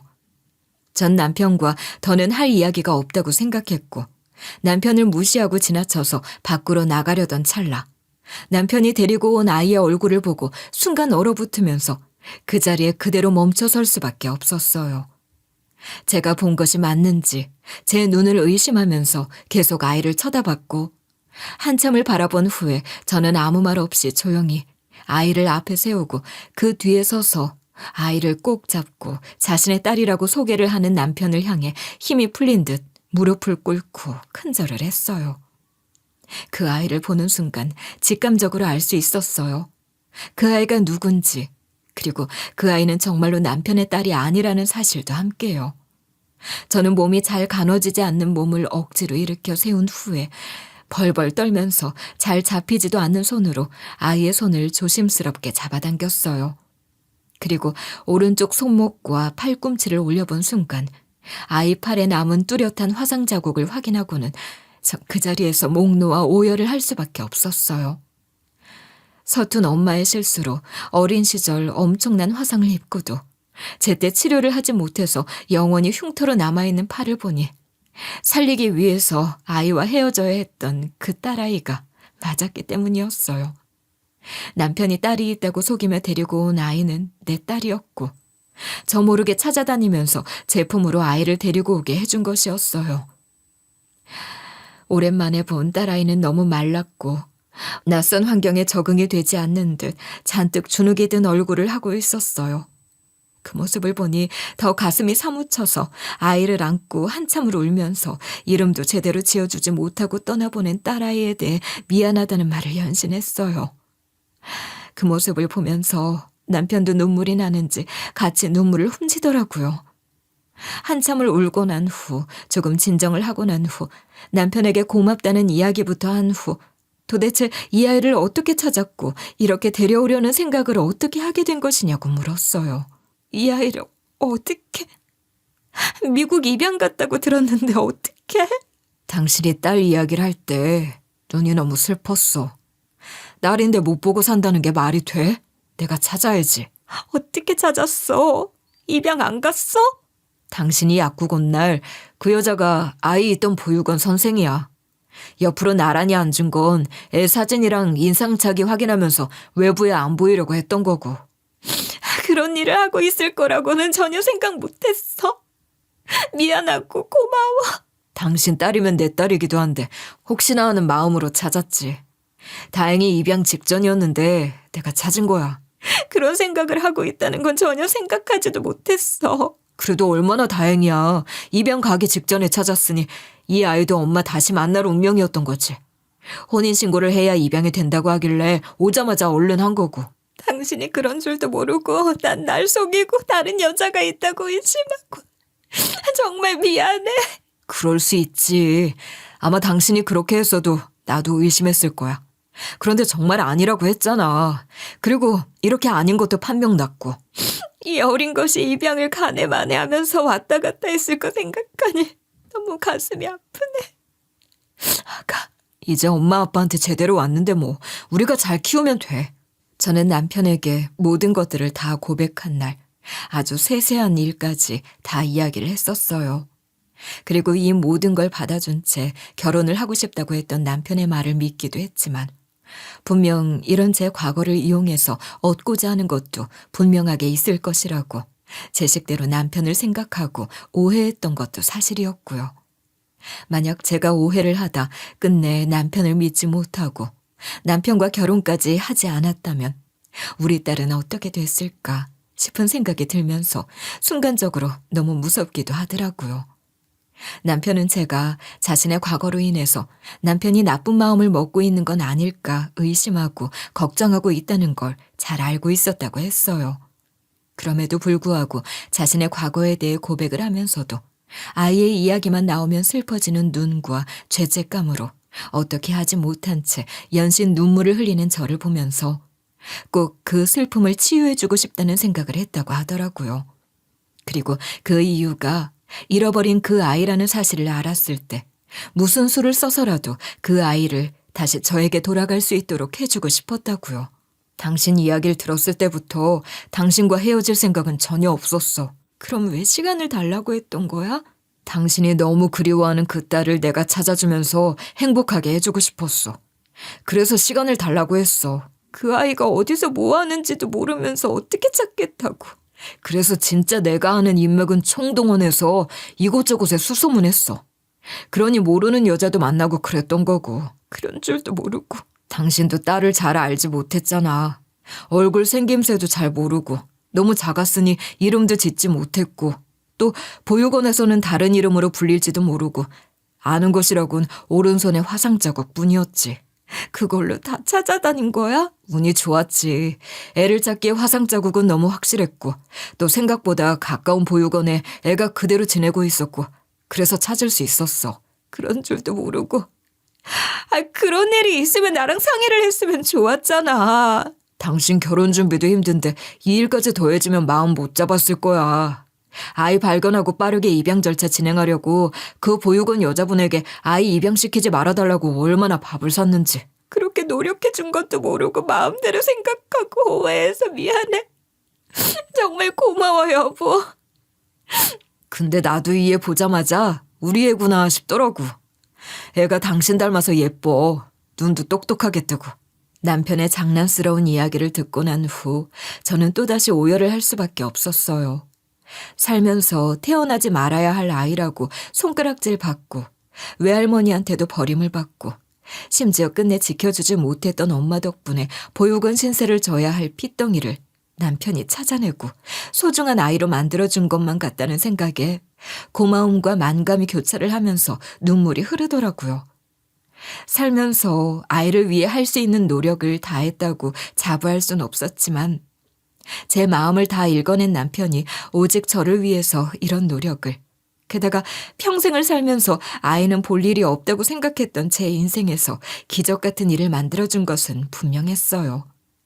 결혼을 하게 될 것이라고 생각하지도 못했는데 정말 기적처럼 지금의 남편이 나타나 이런 내 과거를 모두 감싸고 결혼을 하자고 손을 내밀어줬고 결혼 후에도 내가 놓친 아이를 다시 만날 수 없을 것이라고 생각했던 상황에서 남편의 노력으로 또다시 내 인생에 이 아이를 만나고 볼 수 있게 된 것이 마치 운명의 장난 같으면서도 꿈만 같았어요.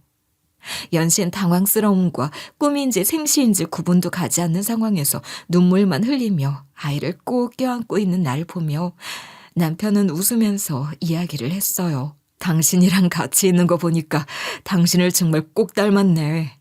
이렇게 예쁜 딸이 거저 생겼는데 굳이 또 애를 낳을 필요가 있나?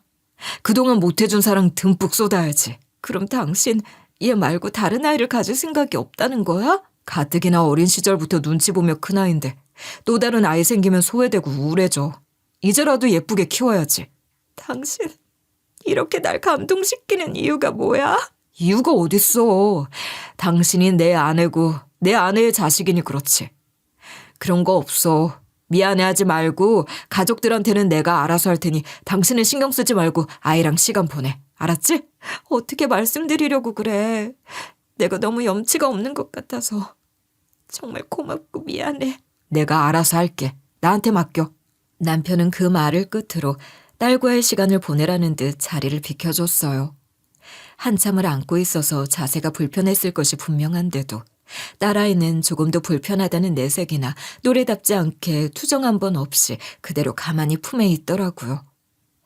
아무래도 눈칫밥을 먹으면서 자신의 감정을 표현하면 자기를 미워한다는 걸 이미 일찍 알아버려서 그런지 멀뚱히 불편한 것도 참으며 있는 모습을 보니 또다시 가슴이 무너지고 미어지는 기분이 들었어요.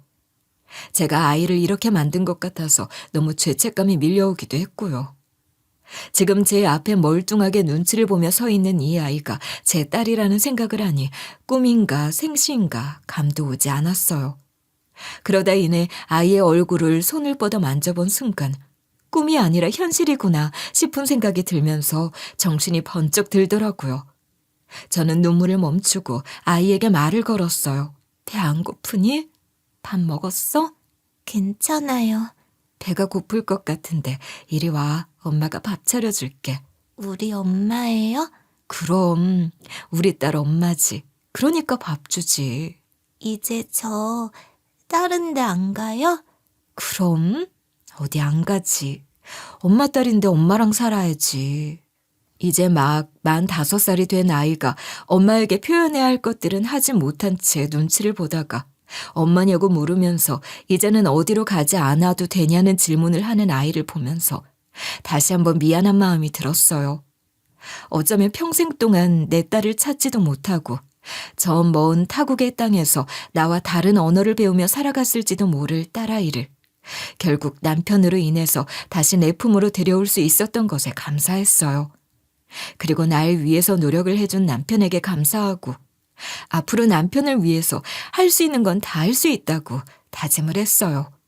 사실 아이를 데려온 후 누가 봐도 내 딸이라는 확신이 들기는 했지만 그렇다고 하더라도 양가 부모님에게 제대로 된 이야기를 하기 위해서는 내 딸이 확실하다는 증거가 필요했어요. 당시에는 지금처럼 유전자 검사 분석을 한다고 해도 명확하게 결과가 빨리 나오는 경우가 없었기 때문에 진행을 할지 말지에 대해서 남편과 상당히 많은 고민을 했지만 그래도 명확하게 인정받기 위해서 진행을 해야 한다고 결정을 했고 큰돈을 들여서 아이와 저 사이에 친자 관계가 성립한다는 것을 확인하기 위해서 친자 검사를 했어요. 당연히 내 딸이라고 생각하며 한 검사였지만 한 달 정도가 지난 후 나온 결과에서 내 딸이 맞다는 결과를 받으니 마음이 또 한 번 벅차고 뭔지 모를 기분이 들더라고요. 이제부터는 딸아이를 남편과 제가 안전하게 키울 수 있도록 온 가족들에게 공개를 하고 상황을 정리하는 일만 남았고 아이를 위해서라면 더 물러서지 않겠다고 다짐을 했어요. 결혼 후 아이를 낳을 준비를 해야 할 신혼부부가 아이 낳을 생각은 하지도 않고 갑작스럽게 입양을 통해서 이제 막 만 나이 5살인 딸아이를 입양하겠다는 선언을 듣고 양가 모두 다 아무렇지도 않게 받아들인 건 아니었어요. 그 당시 임신을 하지 못할 망정 어디서 어떻게 태어난지 모르는 아이를 자녀로 그것도 딸아이를 들인다는 건 이해할 수 없는 상황이었기 때문에 더욱더 거세게 반발을 하면서 반대를 하셨어요. 물론 예상을 했던 반응이었기 때문에 차근차근 해결을 하기로 했어요. 먼저 제 딸아이를 직접 본 적도 있고 보육원으로 데려다준 기억도 있는 저희 부모님을 상대로 아이를 보여주고 허락을 받기로 결정을 했어요. 처음에 단순히 아이를 입양해 키우겠다고 하는 말에 동의를 하지 않고 저에게 화만 냈지만 아이를 본 후 이내 엄마는 말을 잃고 당황스러운 기색을 보이셨어요. 아무리 보여줘도 안 되는 건 안 되는 거다. 잠깐만, 너 설마 얘가 아직도 어떻게 미국 부잣집으로 유학 간 거 아니었니? 맞아, 엄마. 엄마랑 내가 죄짓고 보육원에 보냈던 내 딸. 나도 그런 줄 알았는데 남편이 나 모르게 수소문해서 찾았어. 입양 가기 직전에 찾아서 데리고 왔어. 세상에. 좋은 집 가서 좋은 것 많이 먹고 행복하게 살라고 미국 유학까지 당부시켜 보냈는데 아직도 여기서 이렇게 고생을 하고 살았다니. 세상에. 개똥밭에 굴러도 엄마 옆에서 사는 게 애한테는 제일 행복한 거지. 그래도 이렇게 돌아왔으니 얼마나 다행이야. 그치? 내가 보내면서도 보내는 업보, 죄 모두 다 우리 딸 말고 내가 받겠다고 하면서 보냈네. 그런데 그 업보를 자네가 거두는구만. 네 딸이라서 너도 가슴에 사무쳤겠지만 그 당시 너도 내 딸이라서 어쩔 수 없었다. 내 딸 인생이 망가진다는데 이런 업보쯤은 내가 다 가지고 가겠다고 한 거지. 이제 찾았잖아. 우리 그런 업보니 죄니 받을 이유 없이 이제 잘 키워보려고 해요. 그래. 내가 무슨 말을 더 할 수 있겠니? 내 죄를 네 남편이랑 네가 거두겠다는데 고맙지. 그런데 사돈댁에도 이런 얘기를 할 거니? 그게 좀 걱정이다. 저 역시 저희 집은 걱정스럽지 않았지만 오히려 시댁에 이 모든 사실을 다 고백하고 알린다는 것이 쉬운 결정은 아니었어요. 제 입으로 제 과거를 이야기하는 것도 민망했고 분명 소박을 받게 될 것 같다는 생각이 들었기도 하고요. 이런저런 생각에 불안함으로 잠을 이루지 못하자 남편은 눈치를 챘는지 제 손을 꼭 잡고 이야기하더라고요. 너무 걱정하지 마. 나도 그렇게 효자는 아니라고 말했지. 내가 사고를 한 번 더 치면 돼. 그래도 다 내 잘못인데 당신이 사고 친다고 되겠어? 당신은 내 뒤에만 서 있어. 뭔 일 나면 당신 안고 뛸라니까. 이 상황에서도 장난이 나와? 정말. 걱정해봤자 일어날 일은 일어나잖아. 그러니까 오늘이라도 맘 편히 자자. 내일 생각하자. 남편은 불안해하는 절 다독여줬고 그렇게 고민을 가진 밤이 지나고 남편은 아침을 든든히 먹고는 제 손을 잡고 시댁으로 간 후 모든 걸 솔직하게 털어놨어요.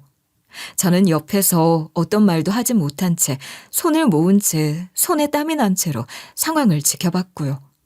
단순히 고백을 하는 정도로 끝이 나는 것이 아니라 상당히 충격적인 일이었기 때문에 시댁 어른들이 받을 충격에 대해서 어느 정도 예상은 했어요. 그럼에도 영원한 비밀은 없기에 언젠가는 알아야 할 일이라고 생각을 했고, 꼭 한 번은 부딪혀야 할 일이었지만, 마치 남편은 이 모든 일이 생기게 된 이유도 잘못도 본인이 한 것처럼 방패가 되어서 절 감싸주었어요. 그 모습을 보며 다시 한번, 아, 내가 시집은 참 잘 왔구나. 남편 복이 있는 것이 분명해. 라고 생각했어요.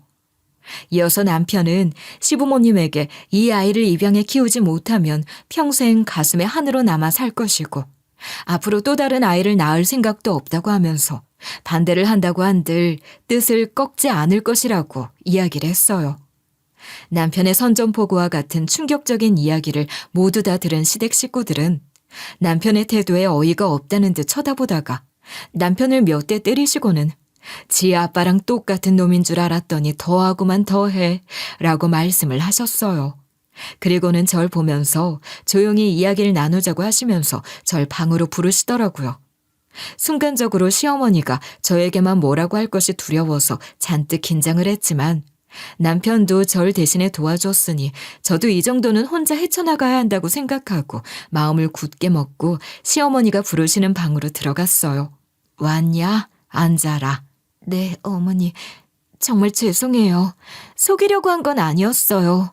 이리 와라. 아휴, 어린 것도 어민데 생떼 같은 자식 떼어내고 어떻게 참고 살려고 그랬니? 네? 어머니, 저 안 미우세요?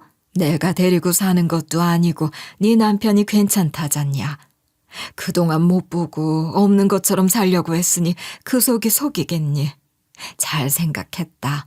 어머니, 감사합니다. 정말 제가 잘할게요. 이런 저라도 받아주셔서 감사해요. 누구나 실수는 하기 마련이고 네 남편도 속개나 썩였다. 그런데 그런 아들이 다 괜찮고 살겠다는데 내가 뭐라고 너네를 말리겠니. 어머니, 행여라도 흠잡혔다고 눈치 보지 말고 네 딸 남부럽지 않게 키우면서 잘 살아봐. 알았지? 분명 소박을 맞아도 충분했는데 이런 저를 이해해 주시는 시어머니의 따뜻한 말을 듣고 눈물이 나서 시어머니 손을 잡고 또 한 번 울었어요. 이렇게 저는 제 딸과 사랑하는 남편, 우리 세 가족이 행복하게 남부럽지 않게 살게 되었어요. 지금도 제 인생에서 이런 남편을 만나 기적같이 내 딸을 만나 살 수 있게 한 이 현실이 정말 맞는지 헷갈리기도 해요. 이제는 어엿하게 커서 결혼을 앞둔 딸을 보면서 이렇게 내 손으로 아이를 시집 보낼 수 있도록 도와준 남편에게 또 한 번 감사하다는 마음을 다지고 또 다지면서 살고 있어요. 물론 딸아이가 인지를 할 수 있을 때쯤 남편과 저는 딸아이에게 모든 사실에 대해 솔직하게 털어놓았고 딸은 그런 이야기를 듣고도 비뚤어지지 않고 남편에 대한 고마움을 느끼며 바르게 잘 자라주었어요. 이제는 딸아이를 시집 보내고 또 다른 가족을 맞이하면서 행복한 노년기를 보낼 준비를 하고 있어요. 다시 태어나면 남편과 결혼을 하지 않겠다는 분들 많으시죠? 그런데 저의 경우는 조금 달라요. 다시 태어난다고 해도 전 또다시 남편과 결혼을 하고 싶거든요. 살다 보면 영화보다 더 영화 같은 일들이 생기는 경우도 있더라고요. 그래서 인생은 오래 살고 보라는 말이 있나 봅니다. 제 이야기를 들어주셔서 감사해요. 인생에서 꼭 만나야 할 인연은 만나게 된다는 것. 여러분들도 행복한 인연으로 꼭 경험해 보셨으면 좋겠습니다.